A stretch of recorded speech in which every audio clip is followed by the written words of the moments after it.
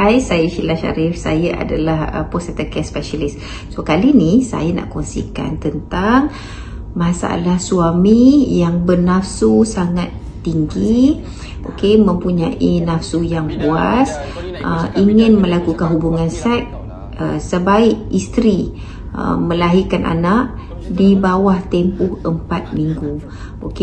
So bukan Kak Sheila kata dalam tempoh 4 minggu tu boleh melakukan seks, tak. Tapi di bawah 4 minggu suami dah mula nak melakukan hubungan seksual, dia tak boleh kontrol dia punya nafsu. Jadi Kak Sheila nak ceritakan apakah akibat yang bakal berlaku terhadap isteri, dan terhadap kepada anda juga suami.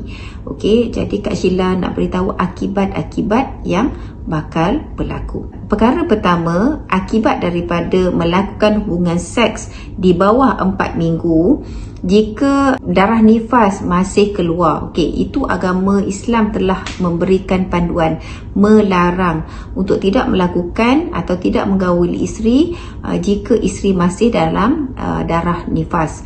Kalau dia dah bersih, dia dah mandi, dia dah solat, jadi dia boleh melakukan hubungan seksual. Tapi jika masih mempunyai darah nifas, apakah yang bakal berlaku? Dan hubungan seks itu dilakukan di bawah 4 minggu. Yang pertama, Kak Sheila nak beritahu akibat dia adalah sebenarnya saluran faraj masih tidak bersedia untuk melakukan hubungan seks tersebut. Dia akan merosakkan saluran faraj, cervix, akan merosakkan rahim, akan merosakkan tisu-tisu faraj. Jadi akibat dia berlakunya pendarahan di bahagian tersebut kerana masih tidak bersedia. Kerana rahim masih lemah dan tisu-tisu masih dalam keadaan untuk dia pulih kembali kepada asal. Yang kedua adalah kemaluan wanita masih tidak bersedia untuk menerima geseran. Geseran tu tak kisahlah kasar ke, kuat ke atau perlahan ke, tapi masih tidak bersedia menerima geseran atau hentakan ketika melakukan hubungan seks. Jadi akan berlakunya kerosakan daripada segi saraf, bahagian otot, ligamen. Di bahagian kemaluan kita tu ada otot, ada saraf, ada ligamen. Akan merosakkan bahagian-bahagian ini. Dan ia akan menyebabkan wanita tersebut bakal menghadapi masalah prolapse. Apa itu prolapse? Rahim dia terkeluar atau dia mempunyai kelemahan mengawal pangkal rahim daripada turun ke bawah, dan kerap merasakan tidak selesa atau sakit di bahagian rahim. Yang ketiga adalah boleh menyebabkan pendarahan yang teruk, akibat daripada melakukan hubungan seks, iaitu uterus masih lemah, faraj masih tidak bersedia untuk melakukan hubungan seks, geseran otot juga tidak bersedia, menyebabkan pendarahan boleh berlaku akibat daripada kemungkinan berlakunya luka yang teruk di bahagian tersebut. Jadi akibat daripada itu juga boleh menyebabkan pendarahan yang banyak, juga boleh menyebabkan isteri kehilangan nyawa akibat daripada pendarahan yang teruk. Seterusnya, keempat adalah akibat itu juga menyebabkan isteri, fizikal, mental isteri amat tertekan. Fizikal, mental isteri merasakan seolah-olah mereka rasa terhina, tidak disayangi, tidak dihormati, dirasakan mereka adalah alat memuaskan nafsu. Jadi perkara-perkara ini amat menyakitkan emosi seorang wanita.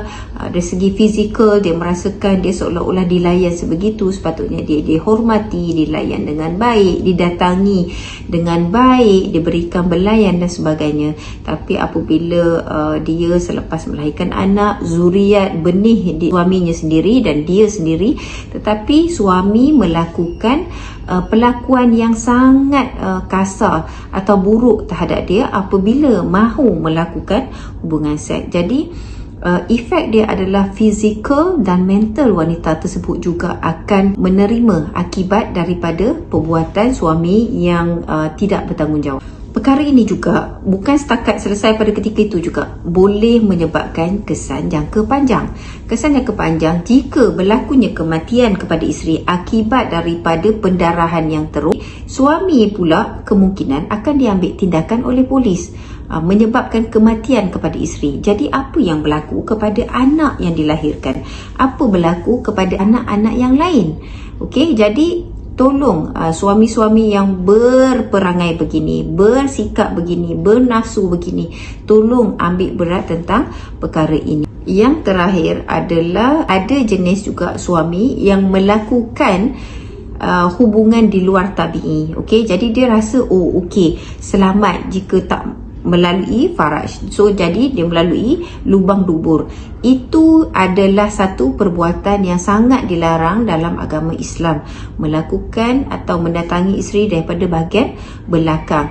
Akibatnya masih sama walaupun daripada bahagian dubur atau di bahagian faraj, tapi akibatnya bakal berlaku yang sama kerana saluran itu adalah bersebelahan sahaja, dan itu juga boleh mendatangkan akibat buruk secara fizikal dan mental kepada isteri. Jadi jangan kita fikir tak apa, saya buat ikut dubur mungkin selamat. Tak, masih juga tak selamat, kesan dia agak sama. Kak Sheila nak beritahu, jika mungkin ada juga yang bertanya, Kak Sheila, saya lahirkan anak melalui caesar. Saya bukan normal, caesar saya cuma hanya ada operation di bahagian perut sahaja. Di bahagian faraj saya atau kemaluan saya tidak diusik apa-apa.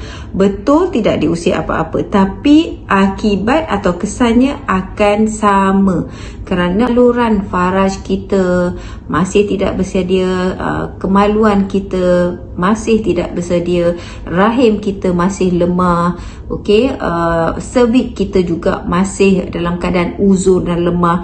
Jadi jangan ingat, walaupun kita melahirkan anak melalui caesarean dan kita rasakan mungkin kita selamat, tak, situasinya lebih kurang sama. Akibatnya juga sama, cuma cara melahirkannya sahaja yang berlainan. Jadi Kak Sheila nak menasihati bakal suami, bakal ibu, mungkin suami yang baru mendapat anak, atau dia mempunyai nafsu yang tidak terkawal, atau dia mempunyai keinginan seks yang tinggi. Jadi tolong faham tentang apa yang Kak Sheila kongsikan ini, apakah bakal impact atau kesan kepada si isteri dan anda juga jika berlakunya kematian.